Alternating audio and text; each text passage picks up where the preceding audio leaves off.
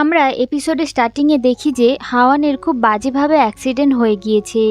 ওকে এমার্জেন্সিতে নিয়ে যাওয়া হচ্ছে। এদিকে আমরা সিইওর রাইট হ্যান্ডকে দেখি, যে কিনা অ্যাক্সিডেন্ট করার পরে নিজের গাড়ির নাম্বার প্লেটটি বদলে নিচ্ছিল। আর তখনই ওর কাছে সিইওর ফোন আসে, আর ও জিজ্ঞাসা করে যে হাওয়ানকে কোন হসপিটালে ভর্তি করা হয়েছে, যেটাতে ড্রাইভারটি জানায় যে গুংজু হসপিটালে। সিইও জানায় যে দেখে রেখো যেন ও কোনোভাবেই বেঁচে না ফিরতে পারে।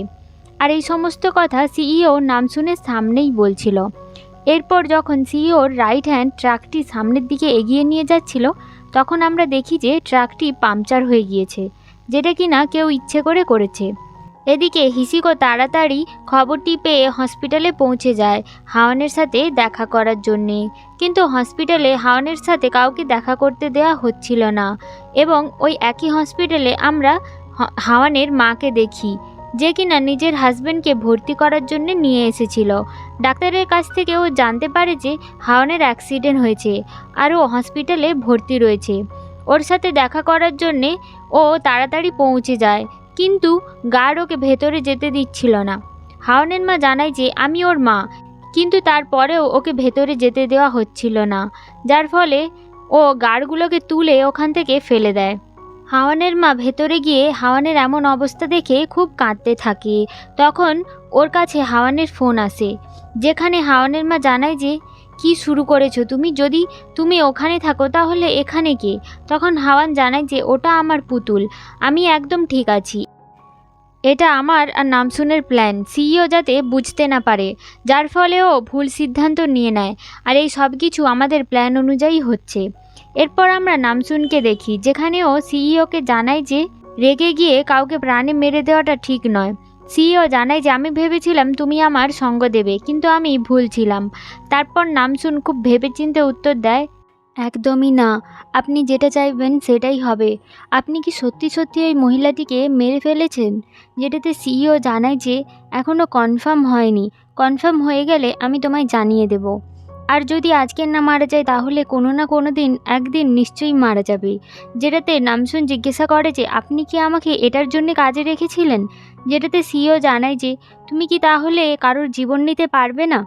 নামসুন জানায় যে হ্যাঁ, নিশ্চয়ই নিতে পারবো, আমি আপনার জন্যে সব কিছু করতে পারি। এরপরে আমরা নামসুনকে ওয়াশরুমে দেখি, যেখানে আমরা জানতে পারি যে এই সব কিছু নামসুন আর হাওয়ানের প্ল্যান ছিল। নামসুন ওর মাকে গিয়ে জিজ্ঞাসা করে যে তুমি সিইওকে অত উস্কোচ্ছিলে কেন? তুমি জানো ও খুব ডেঞ্জারাস লোক, ও যদি কিছু করে দেয়। হাওয়ান নামসুনকে বলে যে তোমার মা শুধুমাত্র স্ট্রং নয়, বরং খারাপ মানুষদের চিনতেও খুব পারদর্শী। এরপরে নামসুনের কাছে হাওয়ানের মেসেজ আসে যে আমি একদম ঠিক আছি, আমাদের প্ল্যানটি একদম সাকসেসফুল। যেটা শুনে নামসুন রিল্যাক্স ফিল করে আর বলতে থাকে মা তুমি খুব স্মার্ট। আর তখনই ওখানে ওর অফিসের কলিগ চলে আসে আর ওকে জিজ্ঞাসা করে যে তুমি এখানে কি করছো? নামসুন জানায় যে আমি তো এখানে এমনিই দাঁড়িয়ে আছি। এরপরে আমরা দেখি যে ওর কলিগের মুখে জল পড়ে যায়, যার ফলে ওর সমস্ত মেকআপ নষ্ট হয়ে যায়। আর তখনই নামসুন এই সুযোগটি কাজে লাগিয়ে ওকে বলতে থাকে যে আপনাকে এমনিতেই অনেক সুন্দর দেখতে লাগছে। আর এরপরে ও জিজ্ঞাসা করে যে কোড লাগানো বক্সগুলো কোথায় পাওয়া যাবে? তখন সে জানায় যে ওই সমস্ত বক্স তো আমাদের ওয়ার্ড হাউসে পাওয়া যাবে। আর এই কথাটি শুনে নামসুন ওখানে দেখতে চলে যায়। সেখানে গিয়ে ও বাকিদের জিজ্ঞাসা করতে থাকে যে এখানে কি হয়েছে। তখন সে জানায় যে এখানে রাতের বেলায় কেউ একজন এসে এই বক্সগুলোকে এখানে ফেলে দিয়ে গেছে। তারপরে ও দেখতে পায় যে ওই বক্সগুলোর মধ্যে সেই কোড লাগানো বক্সটি রয়েছে, আর এটা সেই বক্স যেটা নামসুন খুঁজছিল। এরপরে আমরা হিসিক আর ওর টিমকে দেখতে পাই, যেখানে ওরা নামসুনের মাকে যে গাড়িটি অ্যাক্সিডেন্ট করেছিল সেই গাড়িটির ব্যাপারে খোঁজখবর নিতে থাকে। সিসি ক্যামেরায় এটা ধরাও পড়ে যায়। এরপরে আমরা নামসুনের মাকে আর ওর দিদিমাকে দেখি, যেখানে ওরা দুজনে কথা বলছিল। নামসুনের মা জানায় যে এই সব কিছু ওদের প্ল্যান ছিল। আমরা হাওয়ানের সেক্রেটারিকে দেখতে পাই, ও একটি নোটিশ লিখছিল, যেখানে এটা লেখা থাকে যে হাওয়ান অনেক অসুস্থ এবং হসপিটালে ভর্তি রয়েছে।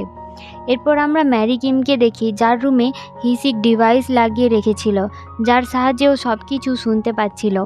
এরপর আমরা নামসুনের ভাইকে দেখতে পাই, ওর খুব শরীর অসুস্থ হয়ে পড়ে আর ওর বাবা ওর সেবা করতে থাকে। এরপরে আমরা সেই লোকটিকে দেখতে পাই যে ব্ল্যাক মানিকে হোয়াইটে পরিণত করে। লোকটি একটি ছবিকে জড়ো করছিল, যেই ছবিটি নামসুনের মা ওকে দিয়েছিল। আর ওর কাছে ওর সেক্রেটারি আসে, ওকে জানায় যে হাওয়ানের অ্যাক্সিডেন্ট হয়ে গিয়েছে, কিন্তু এখন তো আপনি খুব বিপদে পড়ে গিয়েছেন, কারণ আপনিই তো ওকে ঘাড় ধাক্কা দিয়ে বের করে দিয়েছিলেন, তাই জন্যে পুলিশ আগে আপনাকেই সন্দেহ করবে। এরপর আমরা নামসুনকে সিইওর কেবিনে দেখি, যেখানে ও গিয়ে দেখে যে সিইও একটি নীল রঙের কিছু তরল পদার্থ পান করছিল। নামসুনকে ও জিজ্ঞাসা করে যে তুমি কি আমার সাথে ডিনারে যাবে। এদিকে হিসিক, যে কিনা দুই জায়গারই কথা শোনার ফলে কোনো কথাই বুঝতে পারছিল না, তাই জন্য ইয়ংতাক ওর কাছ থেকে একটি মাইক নিয়ে নেয় আর ওকে জানায় যে আমায় দাও, আমি এটা শুনে নিচ্ছি। হিসিক নামসুনের আর সিইওর কথা শুনে খুব জেলাস ফিল করতে থাকে। এদিকে আমরা হাওয়ান আর ওর ভাইকে হসপিটালে দেখি, যেখানে ওরা ওদের বাবার সাথে দেখা করতে এসেছিল। ওরা জিজ্ঞাসা করে যে তুমি আমাদের ছেড়ে চলে গিয়েছিলে কেন। তখন ওর বাবা জানায় যে আমি নামসুনকে খোঁজার জন্য গিয়েছিলাম, ওখানে আমার একটি সাধু বাবার সাথে দেখা হয়ে যায়, যে এটা জানায় যে তুমি এখানে প্রার্থনা করলে নামসুনকে পেয়ে যাবে, তাই আমি ওখানে প্রার্থনা করতে থাকি। আর কিছুদিন পর ওই সাধু বাবা আমায় বলে যে তুমি এখন এখান থেকে চলে যেতে পারো। তখন হাওয়ান জানায় যে নামসুন ফেরত চলে এসেছে। এরপর আমরা সিইও আর নামসুনকে একটি রেস্টুরেন্টে দেখতে পাই, যেখানে সিইও নামসুনকে জিজ্ঞাসা করে যে তুমি এত স্ট্রং কী করে। তখন নামসুন বলতে থাকে যে আমি যেখানে থাকতাম সেখানে সবাই এভাবেই স্ট্রং, আমার বাবা মাও অনেক স্ট্রং। তাই ও বলতে থাকে যে আমার তো তোমায় দেখে অনেক জেলাস ফিল হয় যে তুমি এত সুন্দর পরিবেশে বড় হয়েছো। আর হিসিক এই সমস্ত কথা শুনে খুব জেলাস ফিল করতে থাকে।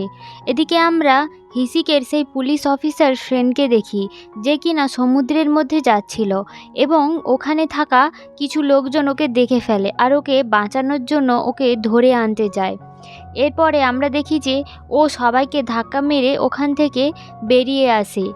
আমরা সিইওকে দেখি, যেখানে ওর কাছে একটি ফোন আসে এবং ও জানায় যে কাল একটি মাল ডেলিভার হবে, যার কোড ও ফোনের মধ্যে বলতে থাকে, যে সব কথা হিসিকরা ওর ক্যামেরার মাধ্যমে দেখতে পাচ্ছিল আর এই কোডটিও নোট করে নেয়।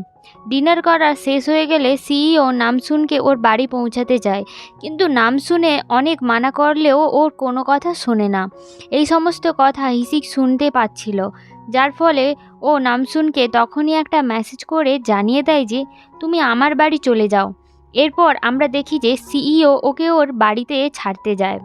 সেখানে সিইও ও নামসুনকে জিজ্ঞাসা করে যে তুমি এখানে থাকো। তখন নামসুন জানায় যে এটা আমার বাড়ি না, এটা আমার একটা ফ্রেন্ডের বাড়ি, আমি ওর সাথেই থাকি। সিইও ওখান থেকে চলে যাচ্ছিল এবং যেতে যেতে ও ওর ছোটোবেলার কথা মনে করতে থাকে, যেখানে ও ছোটোবেলাতে একজনকে খুন করতে বাধ্য হয়েছিল। এদিকে নামসুন হিসিকের ফ্ল্যাটের মধ্যে গিয়ে কিছু খাবার খেতে থাকে এবং ওখানেই সোফার ওপরে ঘুমিয়ে পড়ে। কিছুক্ষণ পর ওখানে হিসিক চলে আসে আর ও নামসুনকে জাগাতে যাচ্ছিল, তখনই ও দেখে যে নামসুনের গলায় কিছু একটা লেগে আছে। হিসিক সেটা পরিষ্কার করতে গেলে ও নামসুনকে কিস করে ফেলে, যার ফলে নামসুনের ঘুম ভেঙে যায়। নামসুন জানায় যে আসলে আমি বুঝতে পারিনি তুমি এইভাবে চলে আসবে। এরপরে আমরা হিসিককে নুডল খেতে দেখি এবং ওর পাশেই বসে থাকে নামসুন। এরপর নামসুনও নুডল খেতে চায় আর তখনই হিসিক ওকে একটা কিস করে দেয় আর বলতে থাকে যে এই নুডল তোমায় খেতে হবে না। এরপর আমরা নামসুনের বাবাকে দেখতে পাই, যার হাতে ওই ওষুধটি লেগে গিয়েছিল এবং ওই ওষুধটি সে ইন্টারনেটে সার্চ করতে থাকে। আমরা রিহাবাকে হাওয়ানের সেক্রেটারির সাথে দেখা করতে দেখি, যেখানে ও রিহাবার থাকার ব্যবস্থা করে দেয়। তখন রিহাবা জানায় যে ওর কাছে সিইও দেখা করতে এসেছিল এবং ও নামসুনের ব্যাপারে জিজ্ঞাসা করছিল। আমি ওকে জানিয়েছি যে আমি ওকে এখনও অবধি দেখিনি। সেক্রেটারি জানায় যে তুমি ঠিকই করেছো, তাছাড়া তোমার কোনো প্রয়োজন হলে আমাকে জানিও। আমরা সেই লোকটিকে দেখি যে ব্ল্যাক মানিকে হোয়াইটে পরিণত করে। সে হাওয়ানের সাথে দেখা করতে আসে এবং ওকে প্রথম দেখাতেই ও চিনতে পেরে যায় যে এটা হাওয়ান নয়, বরঞ্চ ওর ডামি। এরপর আমরা নামসুন আর হাওয়ানকে দেখতে পাই, যেখানে হাওয়ান নামসুনকে জানায় যে সিইও আমার মেয়েকে খুঁজছে, তোমাকে আরও সাবধান থাকতে হবে। এরপর আমরা নামসুনের বাবাকে দেখতে পাই, যে কিনা ওই ওষুধটি নিয়ে অফিসারের কাছে পৌঁছে যায় এবং সেই ওষুধটি বের করে ওদের দেখায় এবং ওকে জানায় যে এই ওষুধটি নামিন নিয়েছিল, যার জন্যে নামিনের খুব জলতেষ্টা পাচ্ছে আর এখনও খুব অসুস্থ রয়েছে। এরপর আমরা নামসুনকে তার অফিসের কলিগের সাথে কথা বলতে দেখি, যেখানে ও জানতে পেরে যায় যে সেই কিউআর কোড লাগানো বক্সটি কোথায় কখন ডেলিভারি হবে। এরপরে সে চালাকি করে ওই গাড়িটির কন্টেনারের মধ্যে উঠে পড়ে। সে সব কিছু হিসিকের সাথে প্ল্যান করেই করছিল। আর এদিকে কন্টেনারের পেছন পেছন হিসিকও গাড়ি নিয়ে ফলো করতে থাকে। গাড়িটি বেশ কিছু দূর যাওয়ার পরে আমরা দেখি যে হিসিক একটি মেয়ে সেজে গাড়িটিকে দাঁড় করাচ্ছে এবং ওর ড্রাইভারকে জানায় যে আমার গাড়িটি খারাপ হয়ে গেছে, আমাকে প্লিজ একটু হেল্প করুন। প্রথমে তো ড্রাইভারটা মানা করে দেয়, কিন্তু কিছুক্ষণ পরে ও রাজি হয়ে যায়। এরপরে আমরা দেখতে পাই যে হিসিকের ড্রাইভারের সাথে ফ্লার্ট করতে থাকে। আর এদিকে নামসুন কন্টেনার থেকে সেই বক্সগুলোকে ওর পুলিশ বন্ধুকে দিয়ে দেয়। এরপরে আমরা হিসিকদের ওদের ল্যাবে দেখি, যেখানে ওরা সেই বক্সটিকে ওপেন করে দেখতে পায় যে এর মধ্যে একটি কোড রয়েছে এবং সেটা ওরা পরীক্ষা করে দেখতে পায় যে এর মধ্যে কিছুই নেই। কিন্তু ভালো করে যখন পরীক্ষা করা হয় তখন ওরা দেখতে পায় যে এর ভেতরে শুধুমাত্র কিছু পালক রয়েছে। তখন হিসিক ওই পালকটিকে নিয়ে জলের মধ্যে দিয়ে দেয় এবং সেটা সঙ্গে সঙ্গে ড্রাগসে পরিণত হয়ে যায়।